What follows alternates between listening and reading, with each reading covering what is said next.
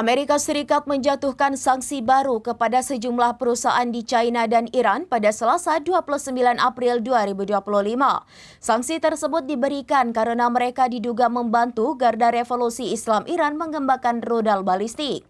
Dikutip dari Al Arabiya, Departemen Keuangan Amerika Serikat menyebut ada 6 entitas dan 6 individu lagi yang dikenai sanksi. Amerika Serikat menjatuhkan sanksi baru kepada sejumlah perusahaan di China dan Iran pada Selasa 29 April 2025. Sanksi tersebut diberikan karena mereka diduga membantu Garda Revolusi Islam Iran mengembangkan rudal balistik. Dikutip dari Al Arabiya, Departemen Keuangan Amerika Serikat menyebut ada 6 entitas dan 6 individu lagi yang dikenai sanksi. Mereka diduga memfasilitasi pengadaan natrium perklorat dan dioktil sebacat dari China ke Iran. Zat kimia tersebut dapat digunakan sebagai bahan baku pembuatan rudal balistik. Menteri Keuangan Amerika Serikat Scott Bessent mengatakan pengembangan rudal yang agresif di Iran dapat membahayakan Amerika Serikat serta negara mitra di Timur Tengah.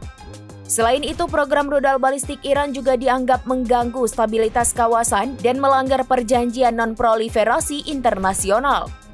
Oleh karena itu, Washington akan mengambil semua langkah untuk mencegah Iran mengembangkan program rudalnya. Menurut Bessent, tindakan ini sejalan dengan komitmen Presiden Amerika Serikat Donald Trump. Pada Januari 2025, 2 kapal yang mengangkut natrium perklorat dari China tiba di Iran.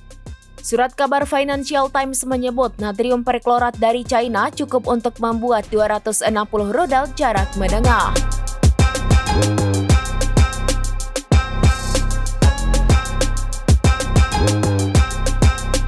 Demikian informasi terkini Syedaralun. Saksikan terus informasi lainnya. Jangan lupa like dan share seluruh akun serambinews.com.